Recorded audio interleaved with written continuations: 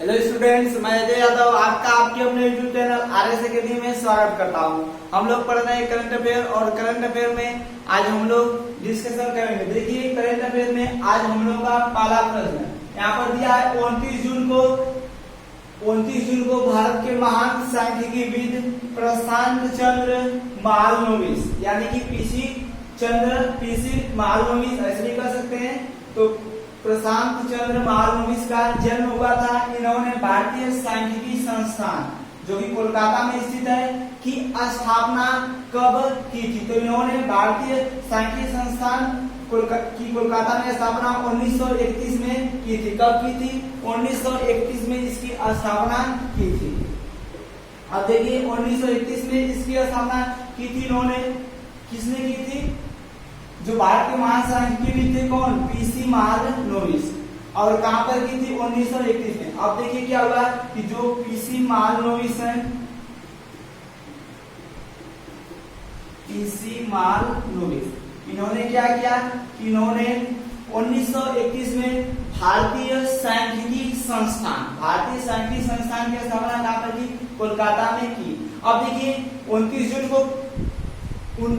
जून को ही क्या होता है कि सांख्यिकी दिवस भी मनाया जाता है। 29 जून को क्या किया जाता है? सांख्यिकी दिवस। भारत में 29 जून को राष्ट्रीय सांख्यिकी दिवस मनाया जाता है। अब क्यों मनाया जाता है? इस कारण से मनाया जाता है कि 29 जून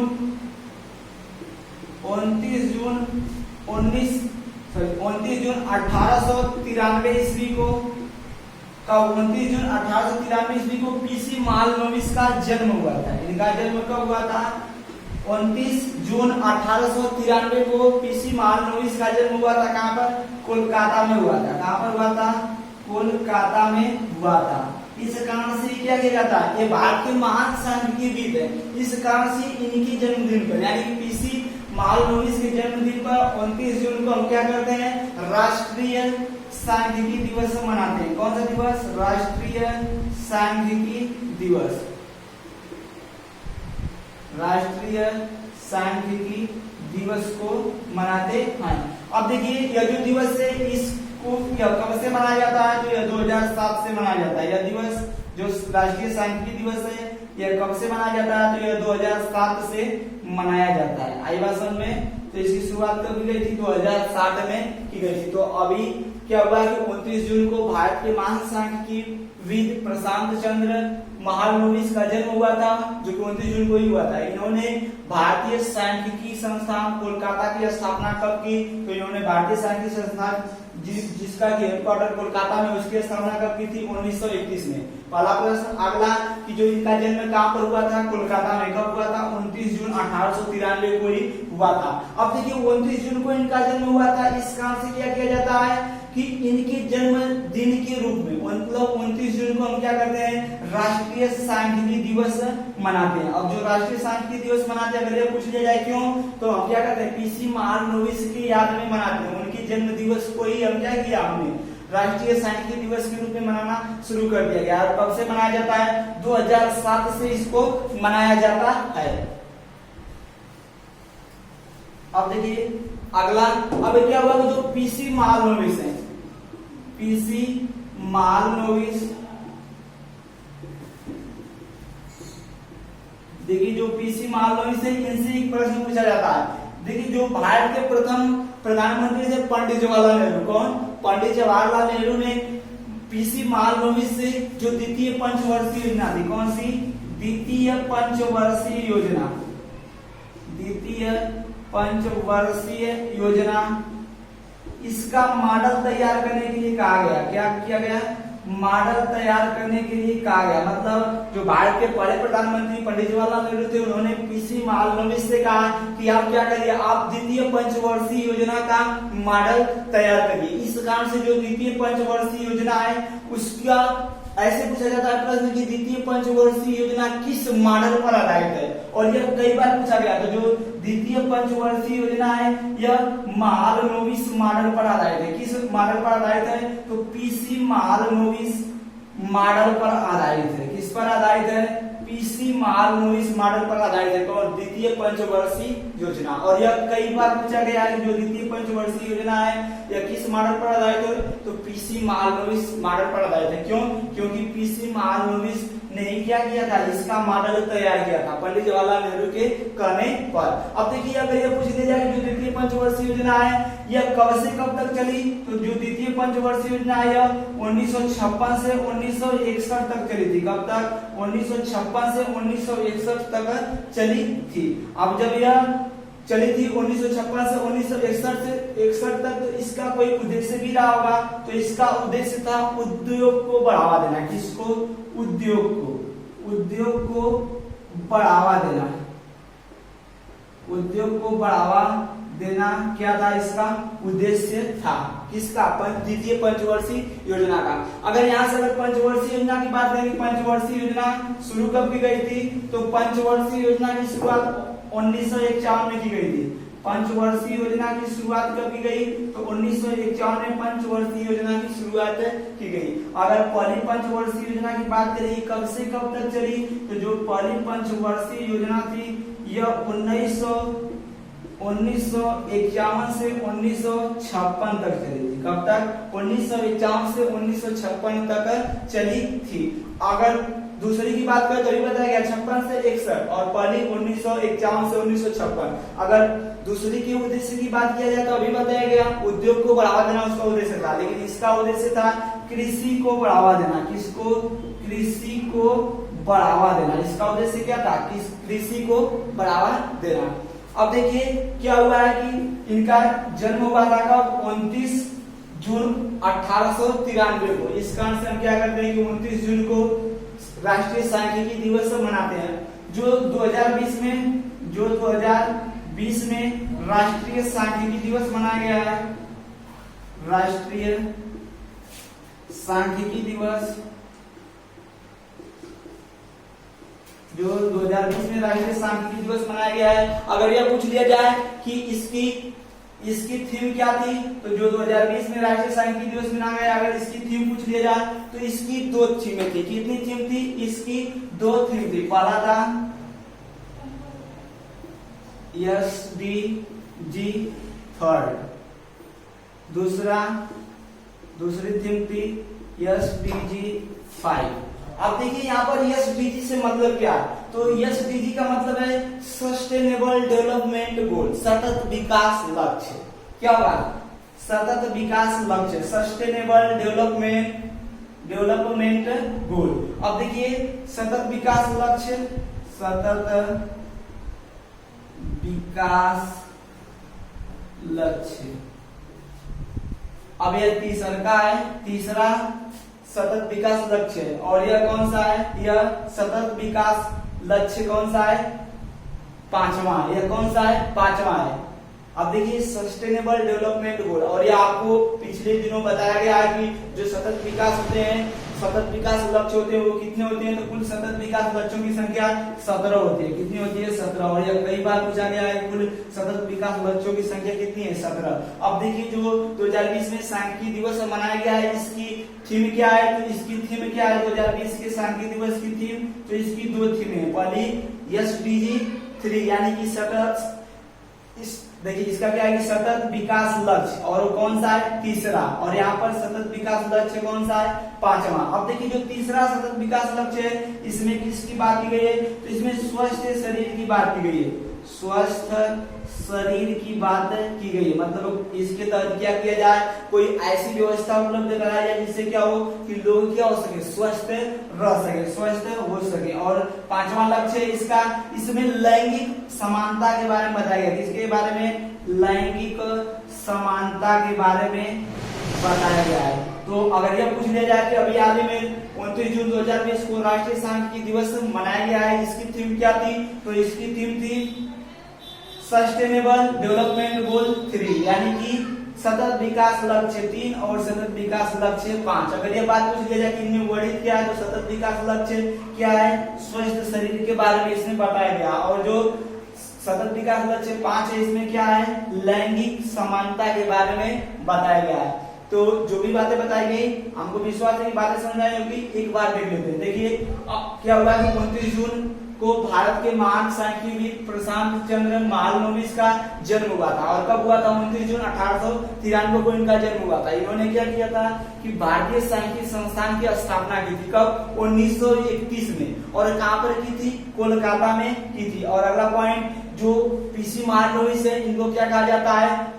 आपको भी बताया गया कि पंडित जवाहरलाल नेहरू जो भारत के प्रथम प्रधानमंत्री थे, उन्होंने कहा था कि क्या करिए, आप द्वितीय पंचवर्षीय योजना का मॉडल तैयार करिए। जिस कारण से यह प्रश्न कई बार पूछा गया है कि द्वितीय पंचवर्षीय योजना किस मॉडल पर आधारित है? तो किस मॉडल पर आधारित है? पीसी महालनोबिस मॉडल पर आधारित है। अगर पंचवर्षीय योजना की बात करते हैं तो पंचवर्षीय योजना की शुरुआत 1951 से की गई थी। पहली पंचवर्षीय योजना 51 से 56 तक चली थी। दूसरी जो कि इन्हीं के मॉडल पर आधारित है वह 56 से 61 तक चली थी।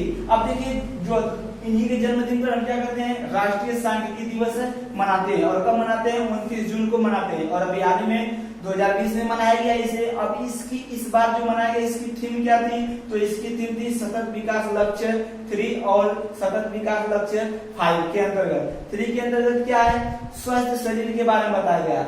और जो 5वां है सतत विकास लक्ष्य, इसके अंतर्गत किसके बारे में बताया गया है? लैंगिक समानता के बारे में बताया गया है। और जो यह दिवस है कब से मनाया जाता है? 2007 में इसकी शुरुआत की गई थी। तो आशा है बातें समझ में आई होगी। अब हम लोग बढ़ते हैं अगले प्रश्न की ओर। देखिए, अगला प्रश्न है, हाल ही में इस्लामाबाद में पहले हिंदू मंदिर की आधारशिला रखी गई है। यह मंदिर हिंदू समुदाय के किस भगवान को समर्पित है? तो यह समर्पित है कृष्ण को। किसको?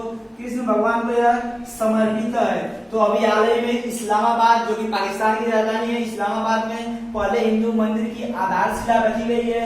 यह मंदिर हिंदू समुदाय के कृष्ण भगवान को समर्पित है। अब देखिए, यहाँ पर बात किसकी आई है? पाकिस्तान की आई है। पाकिस्तान में क्या किया गया है कि पाकिस्तान में यह घोषणा की गई है, पाकिस्तान सरकार द्वारा कि क्या किया जाएगा वहां पर इस्लामाबाद में, जो कि पाकिस्तान की राजधानी है, यानी कैपिटल है कहाँ? इस्लामाबाद। वहां पर क्या किया जाएगा कि इस्लामाबाद में एक कृष्ण भगवान का मंदिर बनाया जाएगा, जिसके लिए जो पाकिस्तान सरकार है, पाकिस्तान सरकार ने 10 करोड़ रुपया का फंड जारी किया है। कितना? 10 करोड़ रुपया का फंड जारी किया है। कितने करोड़ रुपए का फंड जारी किया गया है? 10 करोड़ रुपए का फंड जारी किया गया है पाकिस्तान सरकार के द्वारा। और क्या करने के लिए? पाकिस्तान की राजधानी इस्लामाबाद में कृष्ण भगवान का मंदिर बनाने के लिए। अब देखिए, बात आई है पाकिस्तान की। पाकिस्तान की राजधानी इस्लामाबाद है। पाकिस्तान के इस समय वर्तमान में अगर प्रधानमंत्री की बात करें तो इमरान खान है, क्रिकेटर इमरान खान। अगर इसके राष्ट्रपति यानी कि प्रेसिडेंट की अगर बात करते हैं तो इसके वर्तमान में राष्ट्रपति या प्रेसिडेंट आरिफ अलवी है। कौन?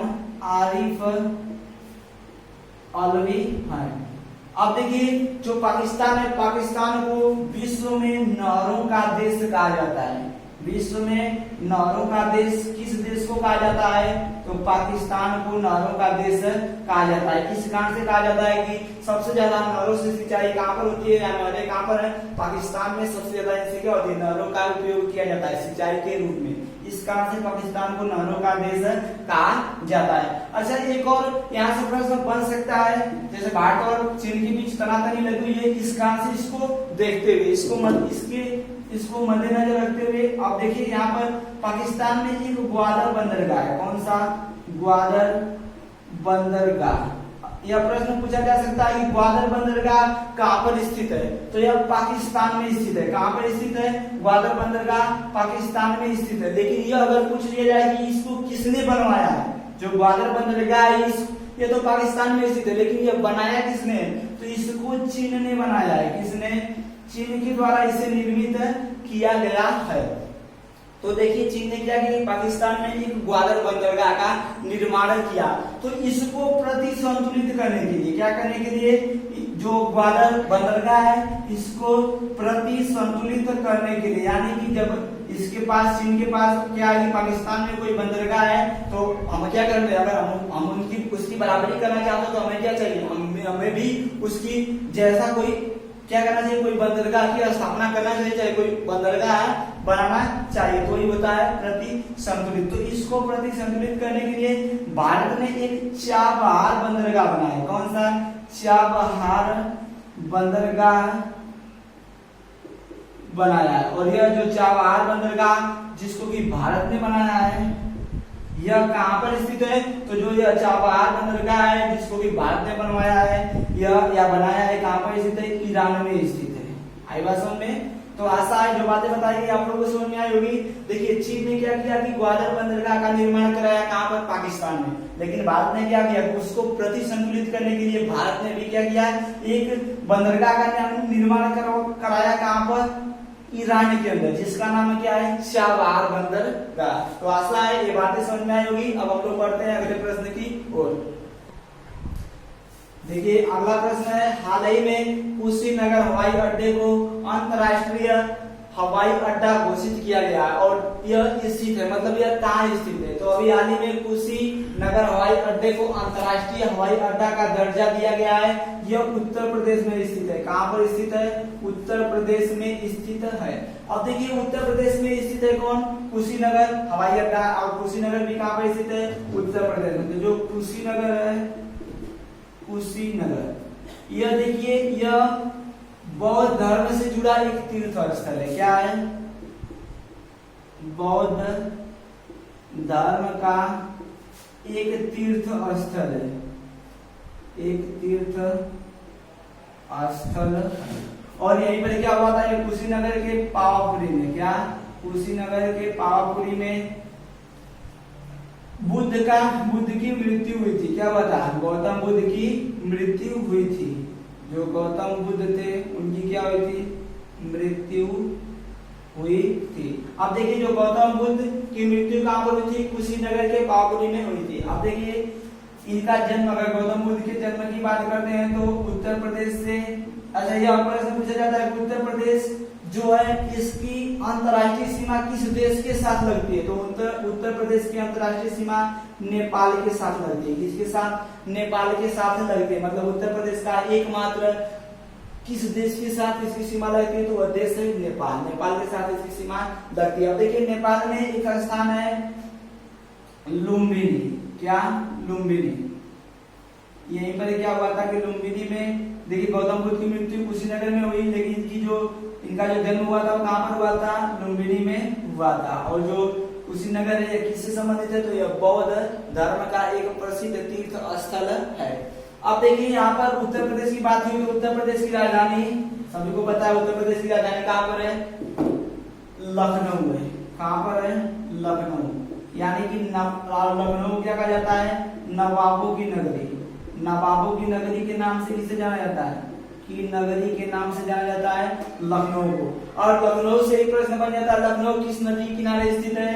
तो लखनऊ किस नदी के किनारे स्थित है? गोमती नदी के किनारे स्थित है। अब देखिए गोमती नदी के किनारे स्थित है, तो जब नदी के किनारे स्थित बात आए तो हम लोग थोड़ा घूम लेते हैं, थोड़ा भ्रमण करते हैं।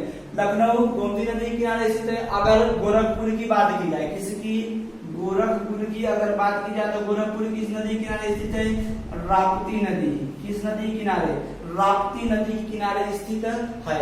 अगर सूरत की बात करें, देखिए सूरत ताप्ती नदी, जैसे कभी क्या होता है कि राप्ती और ताप्ती में कंफ्यूजन हो जाता है, तो ताप्ती नदी के किनारे कौन स्थित है? सूरत। लेकिन राप्ती नदी के किनारे गोरखपुर स्थित है। अब देखिए वाराणसी की बात करें, वाराणसी,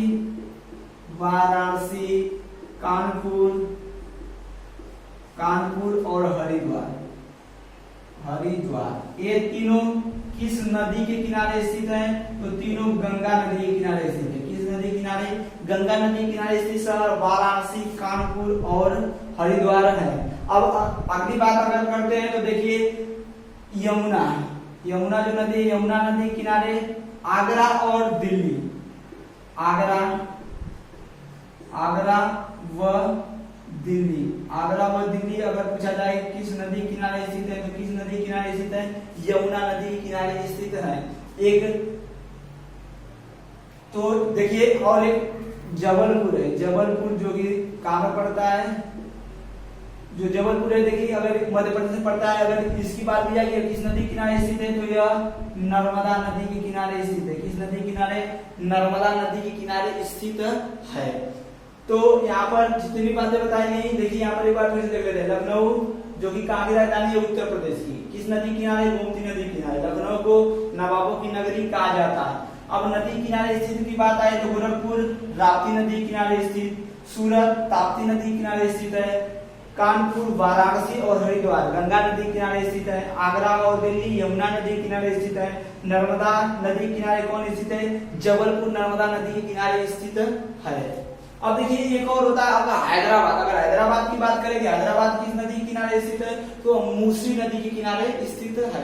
तो आशा है बातें समझ में आई होगी। अब हम लोग बढ़ते हैं अगले प्रश्न की ओर। देखिए अगला प्रश्न है, हाल ही में फीफा ने महिला विश्व कप 2023 कहां आयोजित करने की घोषणा की है? तो अभी हाल ही में फीफा ने महिला विश्व कप 2023 का आयोजन ऑस्ट्रेलिया और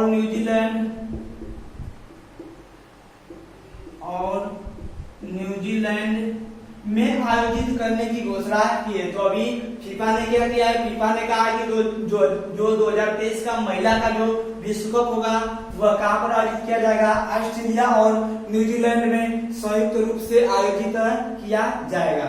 अब देखिए यहाँ पर बात किसकी हुई है? फीफा की। किसकी? फीफा की। अब फीफा के बारे में बात कर लेते हैं। फीफा का मतलब होता है federation international D football association. Federation international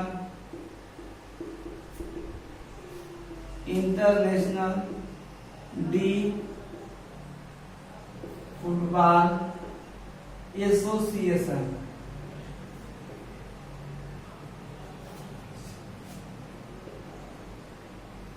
तो देखिए यहाँ पर फीफा की बात हुई तो फीफा का full form federation international D football association. अगर फीफा की स्थापना की बात करते हैं तो फीफा की स्थापना 1904 में की गई थी। कब?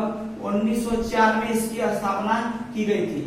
अब देखिए इसने फीफा ने ये क्या कहा है कि जो 2023 का जो महिला विश्व कप होगा वो कहां पर आयोजित किया जाएगा? ऑस्ट्रेलिया और न्यूजीलैंड में संयुक्त रूप से आयोजित किया जाएगा। और एक और बात ध्यान रखने योग्य है कि जो यह 2023 में वर्ल्ड कप होगा इसमें कुल 32 टीमें भाग लेंगी। कुल कितनी टीमें भाग लेंगी? 32 टीमें इसमें कुल मिलाकर भाग लेंगी।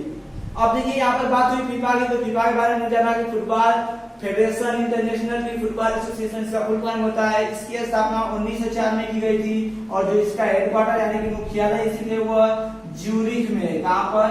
ज्यूरिख में स्थित है। और ज्यूरिख कहां पर पड़ता है? स्विट्जरलैंड में पड़ता है। कहां पर? स्विट्जरलैंड में पड़ता है। तो जो फीफा इसका हेडक्वार्टर ज्यूरिख यानी कि स्विट्जरलैंड में स्थित है। अब देखिए जो इसके वर्तमान में अध्यक्ष हैं वे अध्यक्ष कौन है इसके? तो वर्तमान में इसके अध्यक्ष हैं गियानी इन्फेंटिनो।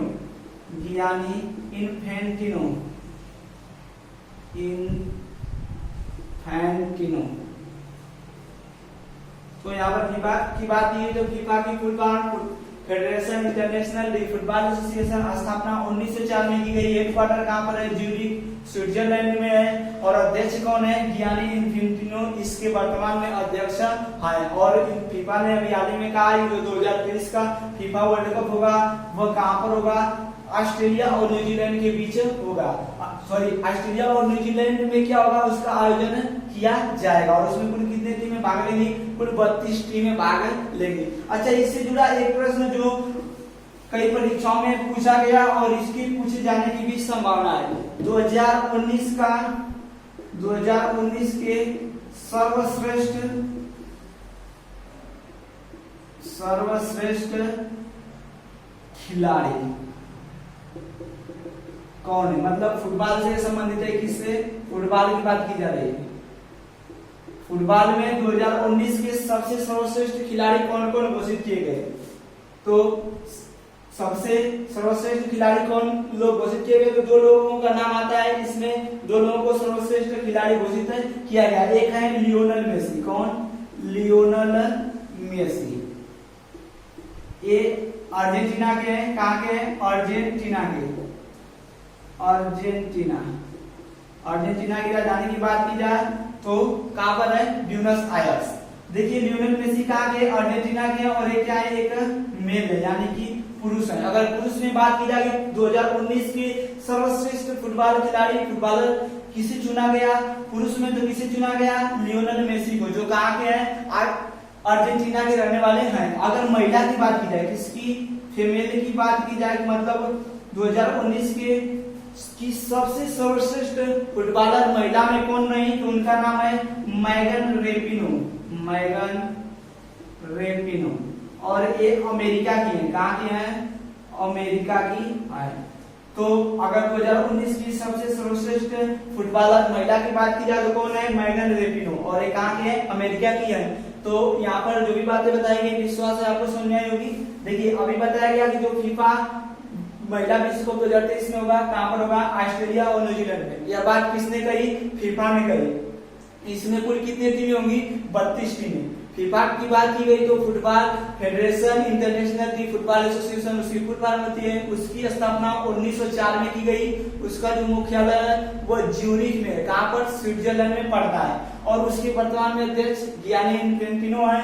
और जो फुटबॉल है, अब इसकी बात की गई तो यहाँ पर 2019 के सर्वश्रेष्ठ फुटबॉलरों की बात की गई है। अगर पुरुष में पूछा जाए कि सर्वश्रेष्ठ फुटबॉलर कौन है 2019 के, तो वे कौन थे, लियोनेल मेसी। और महिला में बात की जाए तो वे कौन है, मैगन रेपिनो है। और जो मैगन रेपिनो है ये अमेरिका के हैं, और जो लियोनेल मेसी है वे अर्जेंटीना के। अब हम लोग पढ़ते हैं अगले प्रश्न की ओर। देखिए यहाँ पर अगला प्रश्न है, रनीम अल बेलिली का संबंध किस खेल से है जिन्होंने हाल ही में संन्यास की घोषणा की है। तो जो रनीम अल बेलिली है, इनका संबंध किस खेल से है, तो ये स्क्वैश खिलाड़ी, कैसी, स्क्वैश खिलाड़ी हैं।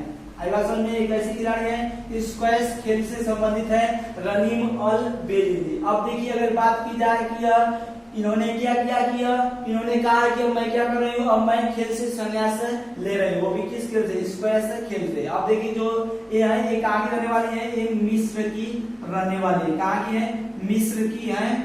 अब देखिए क्या है कि जो रनीम अल बेलिली है, ये 2015 में, कब, 2015 में स्क्वैश की नंबर 1 खिलाड़ी रह चुकी है। कौन सी, नंबर 1 खिलाड़ी रह चुकी है, यानी कि पहले स्थान पर भी इन्होंने क्या किया था, कुछ दिनों तक 2015 में रहा था। और एक आगे रहने वाली है मिस्र की। अगर मिस्र की बात करें तो मिस्र की राजधानी, इसकी जो राजधानी है वो कहां पर है, कायरा है। कहां पर, कायरा।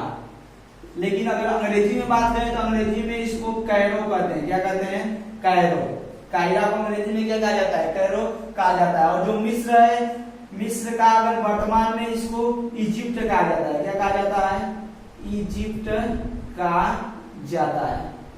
मिस्र को क्या कहा जाता है, इजिप्ट कहा जाता है। और मिस्र का एक और निक नाम है, मिस्र को नील नदी की देन कहा जाता है। क्या कहा जाता है, नील नदी की देन किसे कहा जाता है, तो मिस्र को कहा जाता है। अगर पिरामिडों का देश पूछा जाए तो भी किसे कहा जाता है, पिरामिडों की भूमि भी किसे कहा जाता है, मिस्र को ही कहा जाता है। तो आशा है जो बातें बताई गई होगी आप लोगों को समझ में आया होगा। अब हम लोग पढ़ते हैं अगले प्रश्न की ओर।